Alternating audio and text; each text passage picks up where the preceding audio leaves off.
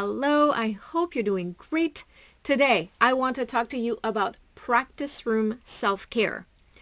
I talk about practice room self-care in detail in episode 150 of the Mind Over Finger podcast, which is titled Practice Room Self-Care 101. But here is the essence of what you can find in the episode.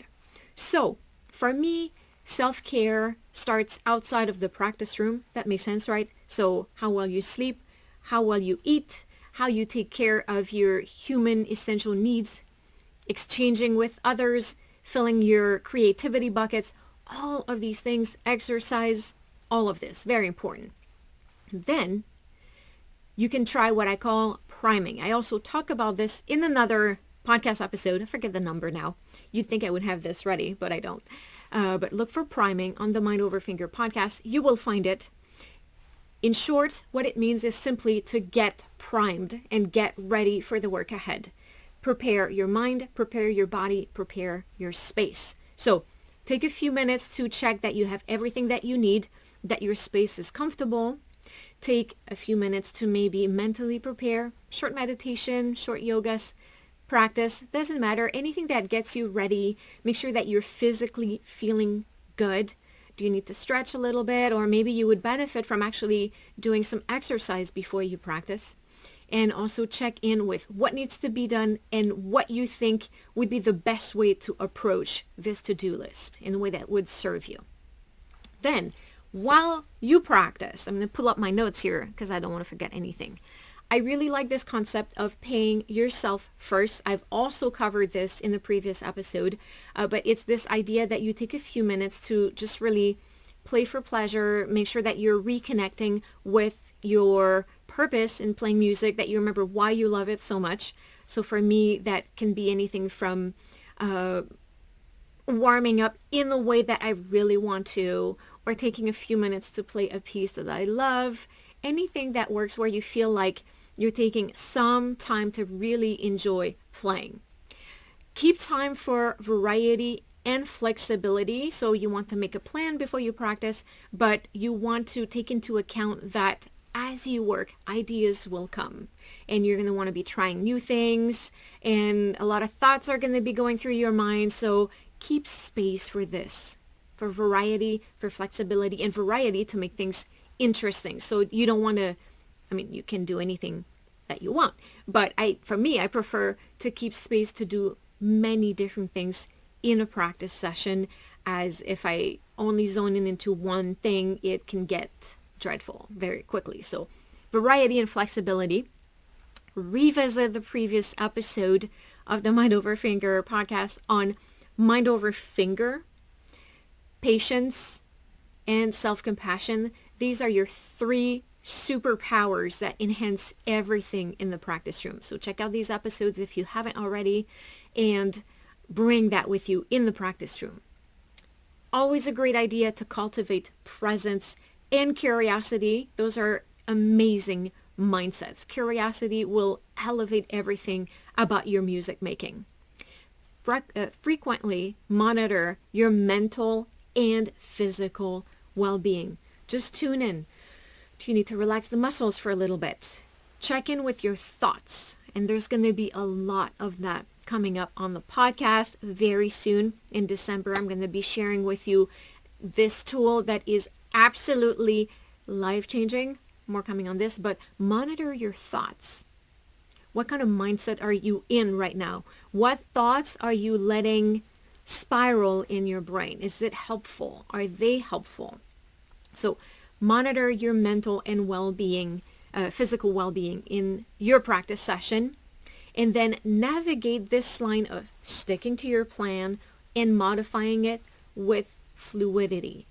Fluidity is very important in practice. So it's this idea that what serves me best right now? Is it to sticking to my plan, or is it to change it slightly? We don't want to do it with rigidity. So dedication is good. Grit is good.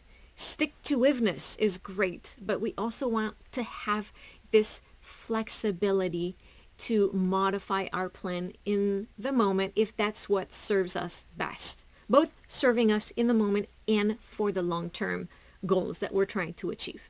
So these are some things to keep in mind to have this self-caring approach in the practice room, which ultimately will yield more result for you because you're very present, you're tuned into your needs, you're tuned into the human who's operating the instrument, and this will help you be effective, efficient, really able to problem solve better. So self-care is not indulgence. Self-care is actually a tool for productivity.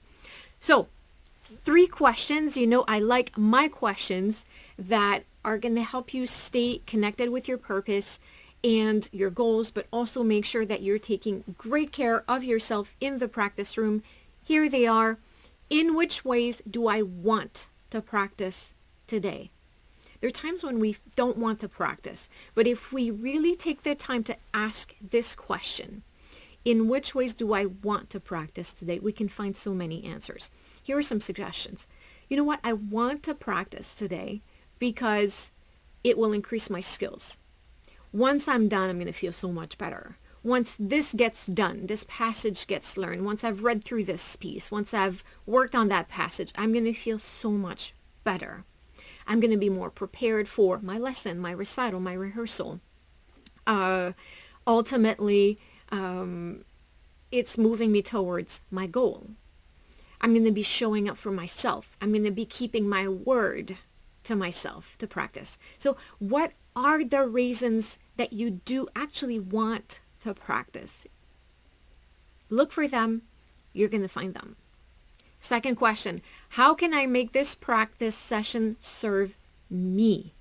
So we have a lot of outside goals, deadlines that we're trying to meet, but how can you make this practice session serve you? It's going to serve you if you're working towards something that's due very soon, but also if you stay present and you nurture this curiosity that I was talking about, this practice session can serve you in all of the ways. Make it engaging. Make it interesting. So you're going to increase your skill. You're going to enjoy practicing a lot more, and you will get more result. So if you do take some time to think about this, how you can make this practice session serve you. English is hard at times.